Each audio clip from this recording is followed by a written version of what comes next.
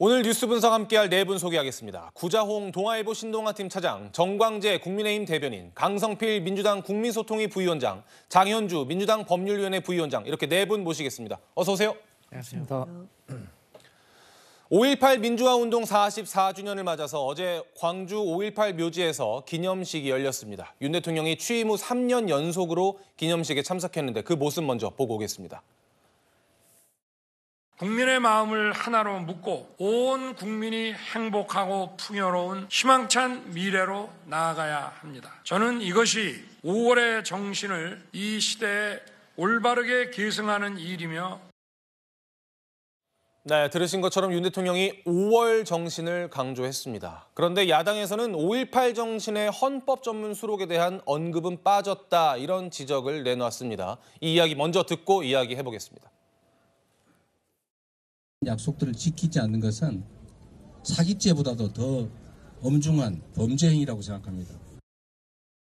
대통령께서 여러 번 얘기하셨기 때문에 이재명 대표가 사기죄라는 굉장히 강력한 표현을 쓰면서 비판을 했는데 이건 아마도 윤 대통령이 후보 시절에 헌법 전문에 수록하겠다는 공약을 내놓은 걸 두고 이야기를 한 것 같습니다. 구자홍 차장님. 네. 대통령실에서는 약속에 변함이 없다는 입장이죠? 그렇습니다. 이 대통령이 참석한 국가기념일은 그 1년에 몇 개 되지 않습니다. 그만큼 대통령 참석 이 국가 행사라는 점에서 이 5.18 그 행사의 경우에는 상당히 그 비중을 높이 가지고 있다 이렇게 볼 수가 있을 것 같습니다. 다만 좀 아쉬운 것은 뭐 대선 때 공약이긴 합니다만 5.18 정신을 헌법 전문에 넣느냐 넣지 않느냐를 가지고 이 야당 대표가 대통령을 공격하는 모양새는 좀 시기적으로 또는 내용적으로 좀 부적절하다는 생각이 듭니다. 네. 왜냐하면 이 개헌론이라는 것은 대통령이 발의를 할 수도 있습니다만 여야 합의를 통해서 얼마든지 헌법 개정을 논의할 수 있는 것입니다. 5.18 당일날 대통령이 그 말씀을 하지 않았다라고 해서 대통령을 공격하는 빌미로 삼는 것은 말 그대로 정쟁을 위한 비판일 수 있기 때문에 만약 그 진정성, 5.18 정신을 헌법 조문에 넣어야 되겠다라는 진정성이 있다라면 앞으로 개원하게 된 22대 국회에 여야 합의 제1 그 합의 종목으로 개헌을 추진할 것이냐 말 것이냐, 추진한다라면 5.18 정신을 전문에 넣을 것이냐 말 것이냐, 이것을 민주당이 주도하면 될 일이지 이걸 대통령이 약속을 지키지 않았다 이렇게 비판하는 것은 좀 온당한 처사는 아니지 않나 이런 생각이 듭니다. 예. 5월 정신을 헌법 전문에 수록해야 한다는 이 부분에 대해서는 여야가 공감대를 보이고 있는 것 같은데 다만 개헌의 시기와 방법을 두고 미묘한 차이가 있는 것 같습니다. 먼저 국민의힘 입장을 좀 들어보고 싶은데 정광재 대변인. 네. 국민의힘에서는 좀 포괄적으로 개헌을 해야 되는 거 아니냐, 개헌을 한번 하려면은 그래도 좀 신중하게 해야 되는 거 아니냐 이런 입장인 것 같아요. 그렇습니다. 저희가 어제 공식 논평을 통해서도 민주당과 또 국회 차원에서의 개헌 논의가 있다면 5.18 전문을 헌법에 수록하는 일은 윤석열 대통령이 후보 시절에 말씀하셨던 내용이기도 하고 저희도 전적으로 찬성한다는 말씀을 드렸습니다. 네. 그런데 지금 개헌이라는 것이 한번 논의가 시작되면 판도라처럼 많은 논의들이 있을 겁니다.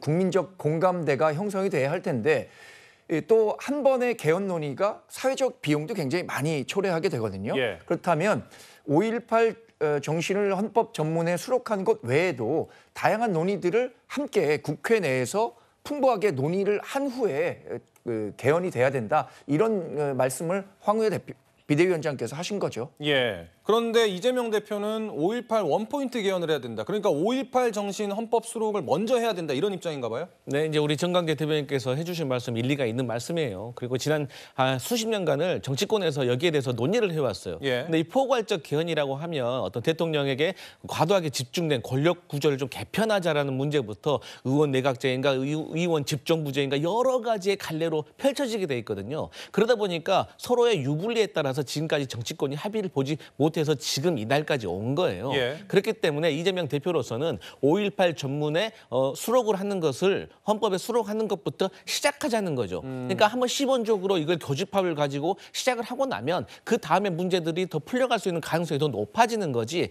지금 황우여 비대위원장께서 말씀하셨던 포괄적 개헌이라는 것은 지금의 입장과 진전하기가 현실적으로 어렵다는 것을 애둘러서 말하는 것밖에 안 된다라는 것이고요.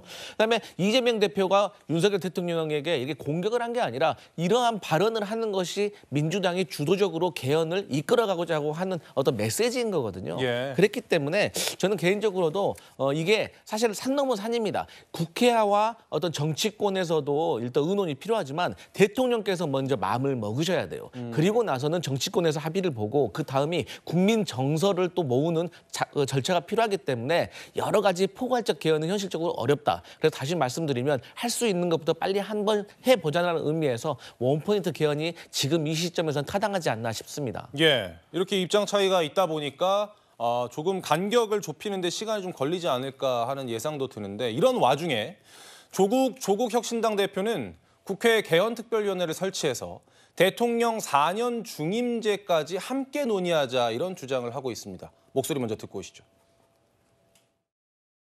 윤석열 대통령께서 명예롭게 자신의 임기를 단축하는 데 동의하시고 개헌에 동의하신다면 대한민국 헌법을 바꿨다는 점에 있어서 기여한 대통령으로 역사에 남을 것이라 생각합니다.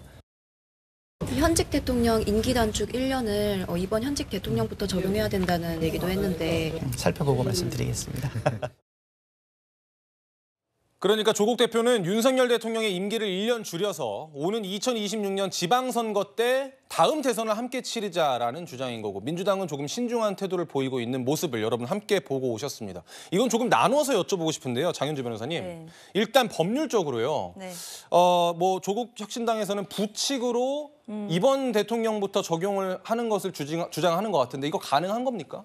사실 그 부분에 대해서는 헌법학자들도 좀 이야기가 좀 다른 것 같다라는 생각은 듭니다. 그러나 일단 이제 개헌을 해서 현직 대통령의 임기부터 바로 줄이는 것이 가능한지에 대해서는 좀 어렵다라는 의견도 있고요. 예. 부칙에 넣으면 가능하다라는 의견도 있는데 사실 이 부분은 만약에 22대 국회가 열리고 나서 뭐 정말 개헌에 대한 논의가 시작된다라고 한다면 거기에서 또다시 나올 논의인 것으로 보이기는 합니다. 네. 그러니까 중요한 것은 조국 혁신당의 조국 대표가 지금 시점에서 대통령의 임기 단축을 지금 공식적으로 거론하고 있는 거거든요. 이 부분에 굉장히 포인트를 삼아야 될 것 같은데 사실 조국 대표가 지난 총선 과정에서도 사실상 그 굉장히 선명성을 내세우면서 뭐 3년은 너무 길다 이런 슬로건들을 내세웠었거든요. 예. 그렇기 때문에 이제 아마 22대 국회가 개원하게 된다라고 한다면 뭐 용산 대통령실을 향한 어떤 강경한 자세는 계속해서 유지할 것 같고 특히나 뭐 탄핵이라든지 또는 임기 단축이라든지 이런 부분을 공식적으로 당론으로 가져갈 가능성도 있다라고 생각은 드는데요. 예. 일단 민주당 입장에서는 이런 부분이 이제 공식적으로 논의된 바는 아니고 그리고 조국 혁신당과의 이런 부분들이 뭐 같이 연대할 수 있느냐 이런 부분에 대해서는 전혀 아직까지는 논의된 바는 없기 때문에 일단 국회가 개원되고 그리고 여야 할 것 없이 어느 정도 우리가 87년 헌법체제 이후에 37년이 흘렀잖아요. 예. 개헌이 어느 정도는 필요하겠다라는 부분에는 공감대가 있기 때문에 국회에서 개헌특위를 마련해서 그 안에서 좀 여러 가지 의견들을 나눠야 되는 것 아닌가라는 문제 제기는 필요해 보입니다. 근데 구장훈 차장님. 네. 지금 대통령의 어떤 위법 사항이 딱 밝혀진 상황이 아닌데 네. 현재 윤 대통령의 임기를 단축하자라는 이런 주장이 네. 오히려 그 당시 윤 대통령에게 투표했던 국민들의 뜻에 좀 반하는 그런 주장으로 비춰질 가능성이 있지 않을까요? 네. 지금 그 총선 이후에 야당이 이 주장하는 바를 보면 이 개헌선이라고 하는 국회 재적 3분의 1을 넘느냐 넘지 않느냐를 끊임없이 지금 시험하고 있는 것 같습니다. 예. 예를 들면 특검법이 발의가 됐을 때 그 대통령이 거부권을 행사했을 때 그걸 다시 재의결할 수 있느냐 또는 개헌을 할 수 있느냐 이것이 다 지금 이 재적 3분의 2 요건이거든요. 네. 그런데 기억해 보시면 문재인 대통령 때 개헌안을 발의를 한 적이 있습니다. 그 발의한 걸 누가 발표했는지 아십니까?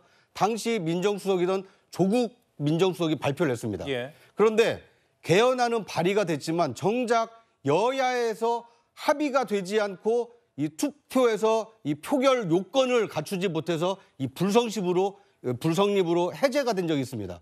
그런데 그렇게 중요한 개헌을 5.18이라는 당일날 5.18 정신을 헌법 전문에 넣자라는 원포인트 개헌을 주장을 하고 왜 이걸 안 받느냐. 대선 공약인데 왜 안 받느냐. 이렇게 정치 공세를 하는 것은 개헌에 대한 진정성도 의심이 가고 5.18 정신에 대해서도 오히려 개헌 헌법 전문에 넣는 진정성도 좀 의심을 받을 수 있기 때문에 정말 그렇게 개헌이 필요하다고 생각하신다라면 22대 국회 개헌하고 여야 합의를 통해서 개헌안을 도출하시고 제적 과반 발의하고 이 3분의 2가 의결하면 이 국민투표에 붙여지게 됩니다. 대통령이 그건 거부권도 행사를 못합니다.